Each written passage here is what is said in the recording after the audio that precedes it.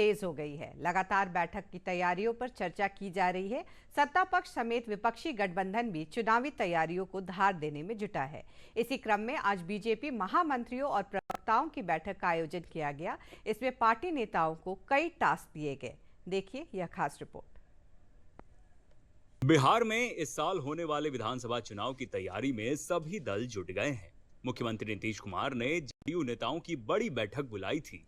बैठक में संगठन को और कैसे मजबूत किया जाए, इस पर चर्चा की गई। मुख्यमंत्री नीतीश कुमार ने जदयू नेताओं को टास्क भी दिया। आज बीजेपी नेताओं की मुख्यमंत्री आवास पर बैठक बुलाई गई है।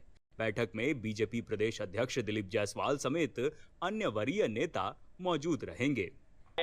आगे जो विधानसभा चुनाव होना है और विधानसभा चुनाव में हमारी रणनीति बूथ स्तर तक कैसे पहुंचे और एक एक वोटर जो हमारे समर्थक हैं, वोटर हैं, और उसके बाद जो हमने काम किया है उस काम के बल पर हम जो है नए वोटर को अपने तरफ कैसे जोड़ें, तो इसके लिए पूरा एक रोड मैप तैयार किया गया। बीजेपी प्रदेश कार्यालय में भी पार्टी नेताओं की बैठक चल रही है।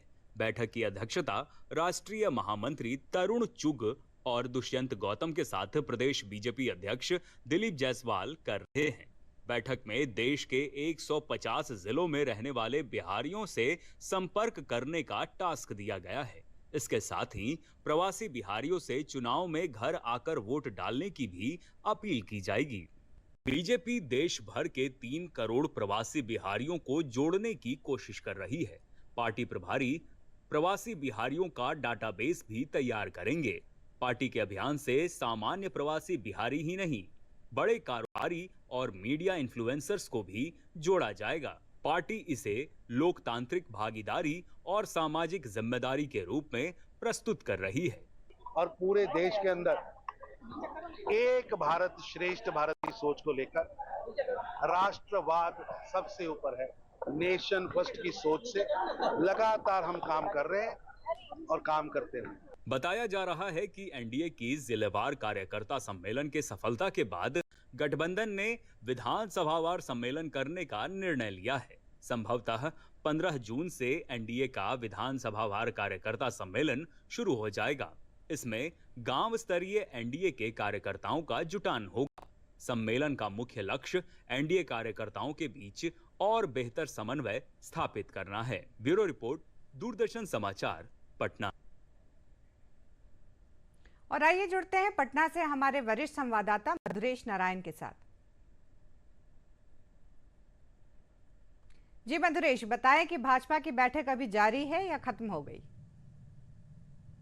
देखिए, आज बिहार बीजेपी के लिए बड़ा दिन था। आज 2 बड़ी बैठकें थी। एक बैठक तरुण चुग की अध्यक्षता में आयोजित की गई थी, जो बीजेपी कार्यालय में थी। इसमें पार्टी के प्रवक्ता और मंत्रियों के साथ मंथन बैठक थी। एक भारत श्रेष्ठ भारत के तहत इस बैठक का आयोजन किया गया था, जिसमें जो बड़ी बातें थी वो ये थी कि जो बिहार के बाहर रहने वाले प्रवासी बिहारी हैं, उनको किस तरीके से अपने साथ जोड़े, उसको लेकर के एक टास्क दिया गया। इसके साथ ही ये भी फैसला किया गया कि उन प्रवासी बिहारियों को मोटिवेट किया जाएगा, उनके साथ में कांटेक्ट स्थापित किया जाएगा, ताकि वो बिहार आकर के इलेक्शन के वक्त वोट डाले।